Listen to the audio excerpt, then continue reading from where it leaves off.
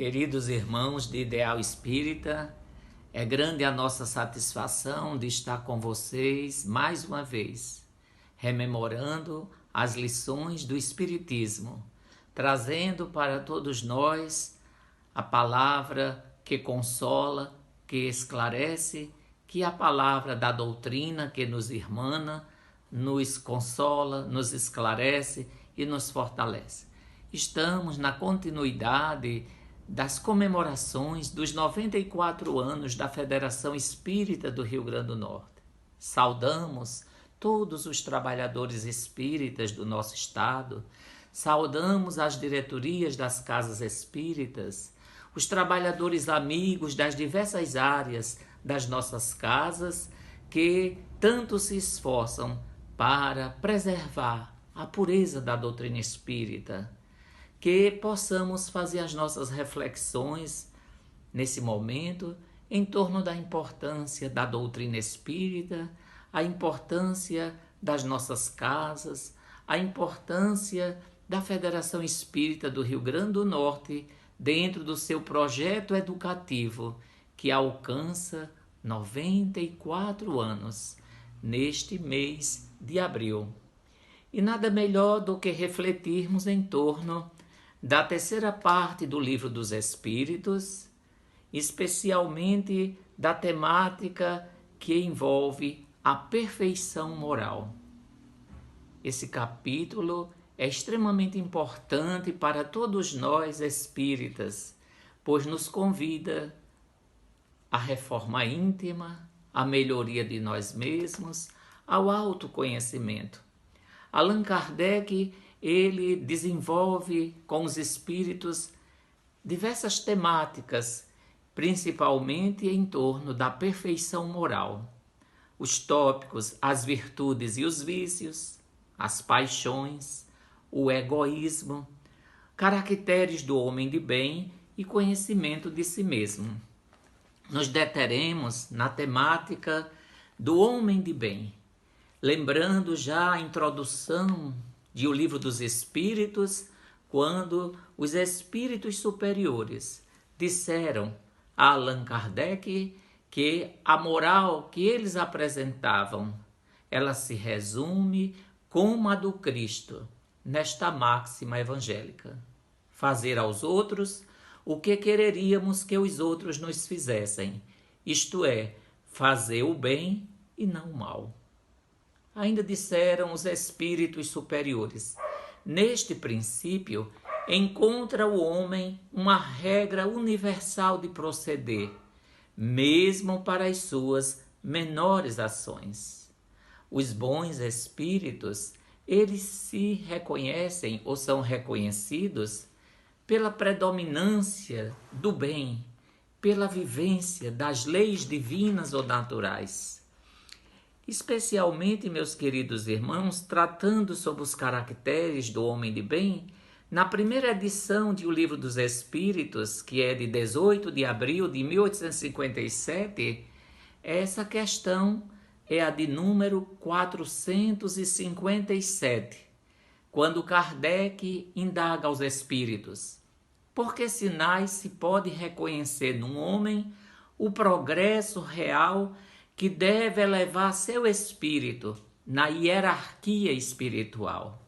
Que pergunta significativa, meus irmãos. Quais os sinais, que podem, ser reconhecidos naquele que de fato tem uma elevação espiritual? E os espíritos vão responder a Kardec que o espírito ele prova sua elevação quando todos os atos de sua vida corpórea representam a prática da lei de Deus, e quando sai da esfera das coisas materiais para penetrar na vida espiritual que ele compreende antecipadamente. Vejamos então, meus queridos irmãos, que o espírito, encarnado ou desencarnado, ele prova a sua qualidade espiritual, a sua elevação, quando os seus atos, tanto na vida corpórea quanto na vida espiritual, representam a prática da lei de Deus. A lei de justiça, a lei de amor, a lei de caridade.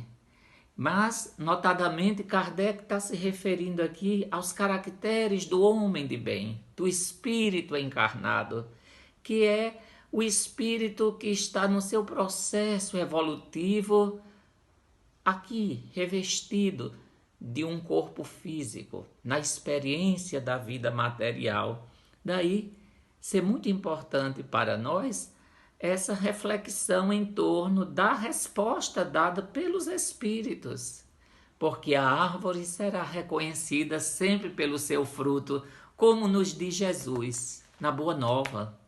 Reconhece-se ou conhece-se a árvore pelo fruto. O homem de bem tira o bem do bom tesouro do seu coração.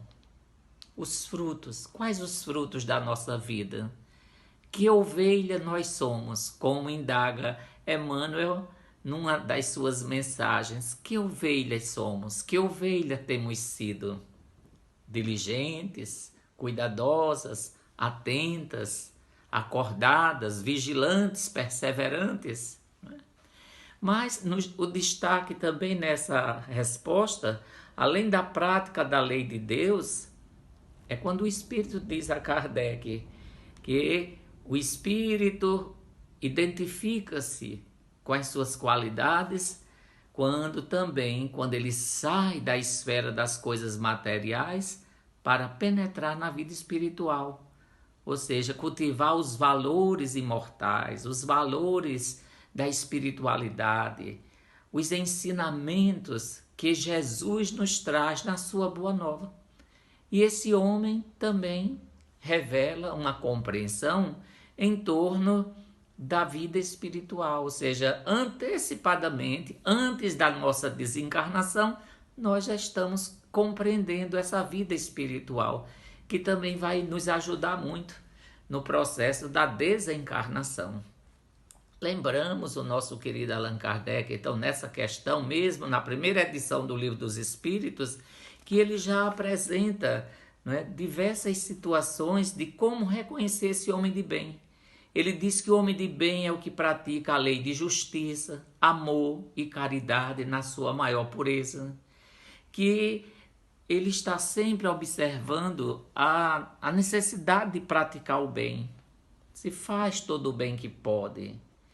O sentimento da caridade, o sentimento do amor ao próximo, faz o bem pelo bem, que esse homem ele é bondoso, humanitário, benevolente para com todos, que ele vê irmãos em todos os homens, que a questão do poder, da riqueza, como ele percebe, ele se sente como um depositário desses bens e não donos desses bens, ele é um usufrutuário e compete a ele melhorar as condições do seu ambiente, das pessoas, tornar essa riqueza uma riqueza útil a todos aqueles que estamos encarnados aqui no plano material. E aí todas essas questões elas são muito importantes e Kardec no seu comentário ainda diz que o homem de bem ele é indulgente para com as fraquezas alheias e que nós precisamos de indulgência, porque a indulgência é uma das modalidades da caridade, que todos nós precisamos da indulgência, uns para com os outros, atentos à palavra de Jesus quando diz: atire a primeira pedra aquele que estiver sem erro.